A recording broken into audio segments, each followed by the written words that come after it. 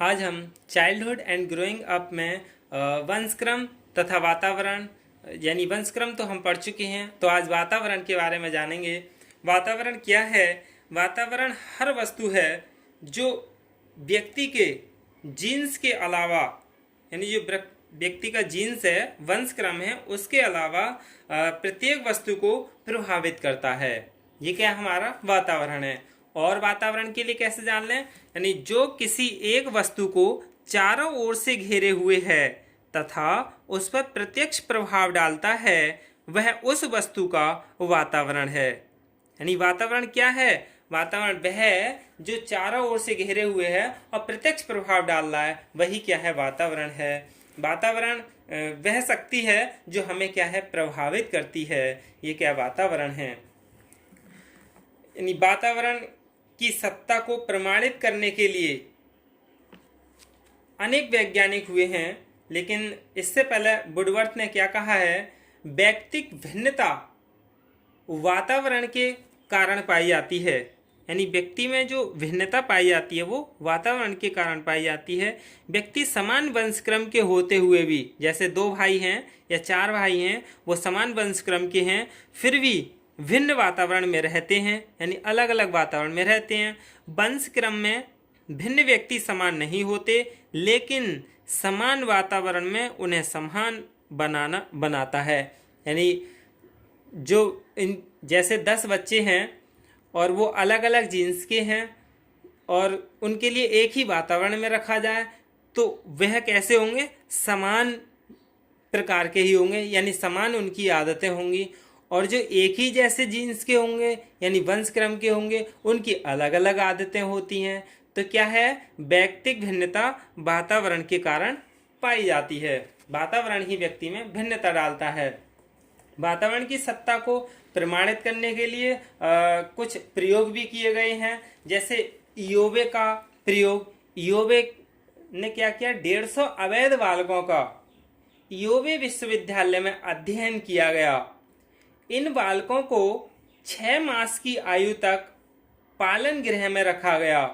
इनकी बुद्धि लब्धि उच्च स्तरीय वातावरण प्राप्त होने पर 117 अंक तक मतलब आंकी गई।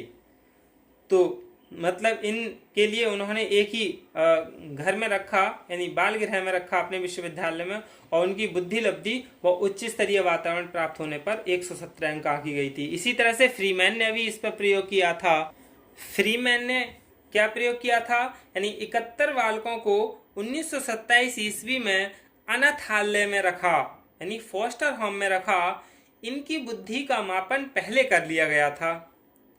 इनकी बुद्धि लब्धि का माध्य 10.14 था, जो घरों के वातावरण का ही प्रभाव था, यानी जिस जैसे घर में रह रहे थे वही प्रभाव था।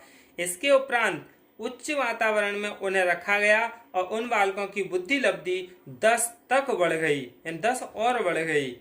तो इयोबे विश्वविद्यालय में ही नर्सरी विद्यालय के 600 छात्रों का अध्ययन किया गया। इन छात्रों की बुद्धि 6 अंक तक बढ़ गई। तो इस तरह से जो वातावरण है वह व्यक्ति के जो मतलब भिन्नता है वो काफ़ी हद तक प्रभावित होती है। अब वातावरण निर्माण की विधियां पढ़ेंगे, यानी वातावरण को कैसी क्या क्या विधियां हैं। सबसे पहले है वातावरण की विधियों में परिवार का परिवेश, यानी परिवार का कैसा परिवेश है। वातावरण के मतलब बालक के वातावरण को उत्तम बनाने के लिए पारिवारिक परिवेश में परिवर्तन की जरूरत होती है। पारिवारिक परिवेश में बालक की आवश्यकता के अनुसार परिवर्तन जरूरी हो जाता है। अगला है परिवेश का परिवर्तन, यानी उच्च प्रकार के वंशक्रम के बालकों को यदि निम्न प्रकार के वातावरण में रखा जाएगा तो वह भी निम्न स्तरीय हो जाएगा। इसी प्रकार निम्न बालक को उच्च वातावरण दिए जाने पर उसमें निहित दोष समाप्त हो जाता है।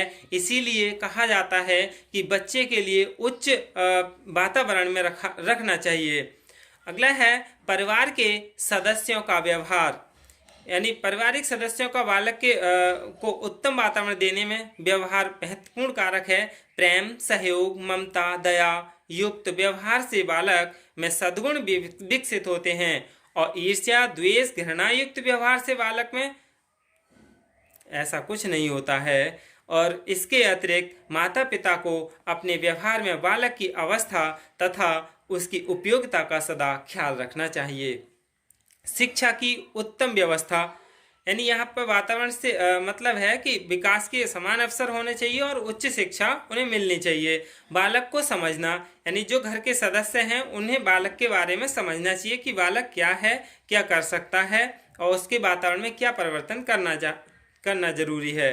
वह है बालक के समायोजन के अवसर देना, यानी जो बालक है उनके लिए समायोजन का आदान प्रदान करता है और बालक को इस प्रकार की परिस्थितियों में रखा जाना चाहिए जिससे कि विभिन्न प्रकार की समस्याओं को वो सुलझा सके और अपने आप को समायोजित कर सके।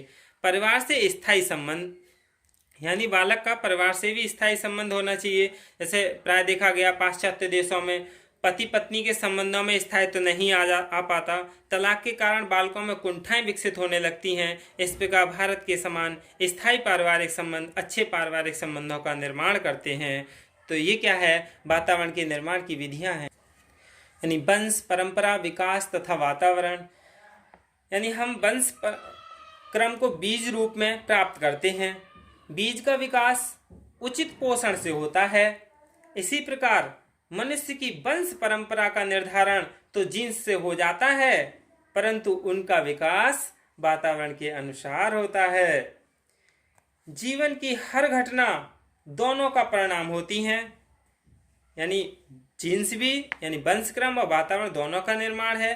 परिणाम के लिए उनमें से एक भी उतनी ही जरूरत है, उतनी ही आवश्यक है जितना कि दूसरा।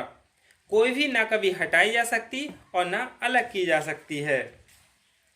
बालक का अभिभावकों को केवल ज्ञान प्राप्त करना ही आवश्यक नहीं है, इसके अलावा उन्हें विद्यालय और उसके वातावरण का भी पूरा ज्ञान होना चाहिए।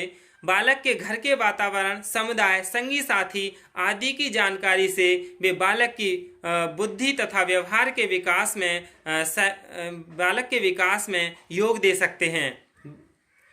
जैसे समस्यात्मक बालक के अध्ययन के लिए भी अभिभावकों को वंशक्रम तथा वातावरण का ज्ञान जरूरी है। बालक के विकास में स्वतंत्र इच्छा शक्ति का महत्व है, तो वंशक्रम और वातावरण का आत्म प्रकाशन का एक माध्यम है। वंशक्रम और वातावरण मतलब इन पर इस प्रकार से व्यक्ति को यह मानना चाहिए कि बालक पूर्ण आकार रूप से वातावरण तथा वंशक्रम का योग है, इन दोनों का ही योग है। एक सबसे अच्छी बात है, जो बालक का विकास आज ना तो वंशक्रम पर निर्भर करता है और न ही वातावरण पर। वंशक्रम तथा वातावरण की स्थिति बीज प्लस धरती प्लस खाद और प्रकाश प्लस वायु जैसी होती है। इस यौगिक में बीज निर्धारण करता है, धरती, खाद, प्रकाश तथा वायु वंशक्रम और वातावरण का निर्धारण करते हैं। तो इसीलिए एक वुडवर्थ ने भी कहा है कि बालक का व्यक्तित्व 80% वंशक्रम से और 20% वातावरण से निर्धारित होता है। बालक की जन्मजात तथा अंतर्निहित योग्यताओं का निर्धारण वंशक्रम से प्राप्त विशेषताओं द्वारा होता है। यह पूछने का कोई अर्थ नहीं निकलता है कि व्यक्ति के विकास के लिए वंशानुक्रम और वातावरण में से कौन अधिक महत्वपूर्ण है। दोनों में से प्रत्येक पूर्ण रूप से अनिवार्य है। ये मतलब अब कभी कोई पूछे कि क्या जरूरी है तो पूरी तरह से दोनों ही अनिवार्य हैं।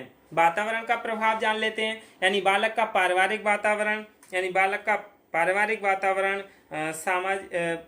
पारिवारिक वातावरण में क्या है कि माता पिता का पारस्पर सामंजस्य, परिवार का खान पान और वेशभूषा, परिवार की आर्थिक स्थिति, परिवार की प्रकृति और स्वरूप, ये सब भी बालक के पारिवारिक वातावरण हैं और इससे ही बच्चे पर प्रभाव पड़ता है। बालक का सामाजिक वातावरण, यानी समाज की सभ्यता और संस्कृति कैसी है, समाज की परंपरावादी स्वरूप कैसा है, समाज के नियम और प्रथाएं कैसी हैं, समाज में परिवर्तन की दर कैसी चल रही है, यानी ये सभी बालक का सामाजिक वातावरण है। विद्यालय का वातावरण, विद्यालय का अनुशासन कैसा है, विद्यालय की सुनियोजित शिक्षा और विद्यालय में सामूहिक सामूहिकता की भावना, भय, प्रशंसा, प्रेरणा, दंड आदि की व्यवस्था, राष्ट्र प्रेम की गतिविधियाँ, विश्व बंधुत्व और भाईचारे की भावना, ये सभी क्या है विद्यालय के वातावरण को प्रभावी बनाती हैं। और संचार माध्यम भी, जैसे सामूहिकता की भावना का विकास, वैश्विक घटनाक्रम का ज्ञान, यानी संचार माध्यम से ही बच्चों को ये सब जानकारियाँ मिलती हैं।